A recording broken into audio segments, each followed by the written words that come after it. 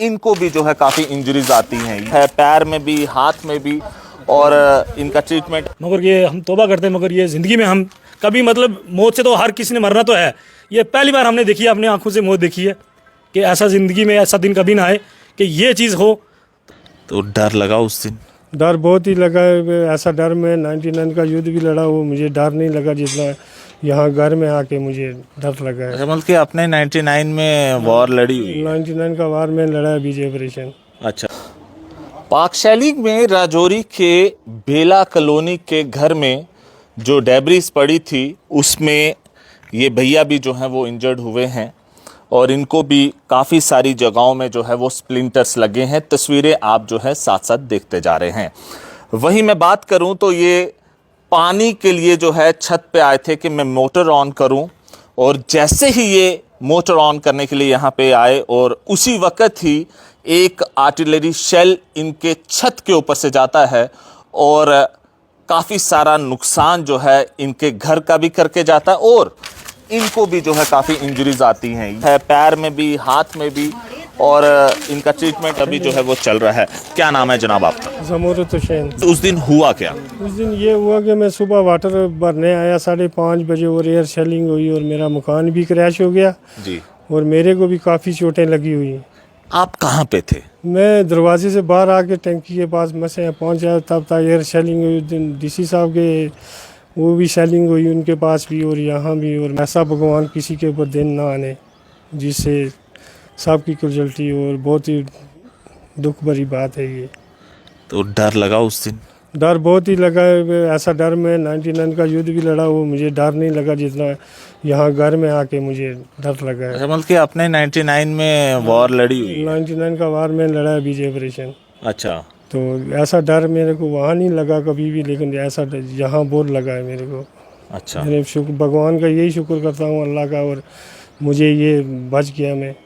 और मैं देख रहा हूँ आपको चोटें भी काफ़ी जगह स्प्लिंटर्स, ज़रा स्प्लिंटर्स आप देख सकते हैं, काफ़ी सारे स्प्लिंटर्स। ये देखें आप, ये स्प्लिंटर्स हैं। ये इतना हैवी होता है कि इससे मतलब कि इतना नोकीला होता है कि इससे इंसान की जान भी जा सकती है। ये छोटे छोटे स्प्लिंटर्स आप देख सकते हैं, और मैं एडमिनिस्ट्रेशन से ज़रूर कहूँगा कि आप लोग इन घरों में भी आएँ, इनके भी जो है देखें आके कि किस तरीके का नुकसान हुआ है। क्या नाम है आपका? मेरा मुस्तफ़ा खान। मुस्तफ़ा, आप कहाँ थे उस टाइम? मैं अपने घर ही था, यहाँ पे साथ में मेरा घर है। तो क्या यहाँ पे हुआ क्या, मतलब कि एकदम से कोई शेल यहाँ के गिरा या डेब्रिज उसकी गिरी? ये इतना हमें क्लियर नहीं है जब, क्योंकि उस टाइम छत पे तो कोई था ही नहीं जी। क्योंकि सभी अंदर थे। उस टाइम सुबह 5:30 5:15 का टाइम था, सोए हुए थे सब।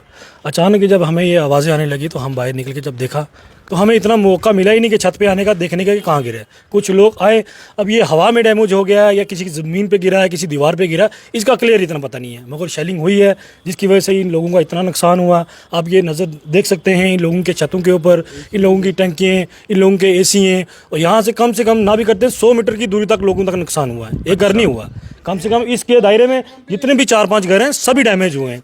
किसी के छत डैमेज हो गए हैं, अब किसी के जो दरवाजे हैं उनके अंदर तक जो माल था वो भी बिल्कुल डैमेज हो गया।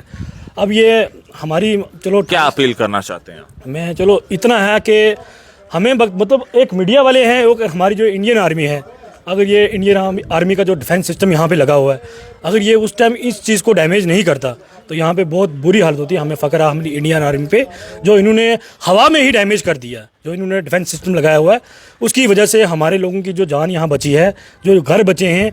और ये एक छोटी मामूली सी चीज़ नहीं है कि ये छोटे से, अभी ये तो हवा में डैमेज हुआ, इतना तो नुकसान हुआ। अगर खुदा ना करे या अगर किसी छत के ऊपर गिरता तो मुझे लगता नहीं कोई इंसान भी यहाँ बचता। आपको तो पता है हमारे एडिशनल DC इतने अच्छे काबिल अफसर थे, उनके भी तो एक शेलिंग शीशे के थ्रू अंदर, विंडो के थ्रू अंदर गई है, तो वो नहीं बचे। तब हमने ये न्यूज़ सुनी कि हमारे एडिशनल DC साहब वो दुनिया से चल बसे हैं। उस टाइम ये जो बेले के अवाम के, यहाँ की जो अवाम है, उस टाइम इतना सिस्टम हो गया था कि हमें भागने के अलावा कुछ मिला ही नहीं, कि हम सब लोग, हमें अपनी जान की इतनी फ़िक्र नहीं थी, हमें अपनी थी फैमिली की फ़िक्र कि हम छोटे भाई हैं, बहनें हैं, माँ हैं, वो कहाँ भागेंगी, हम तो इधर ही थे।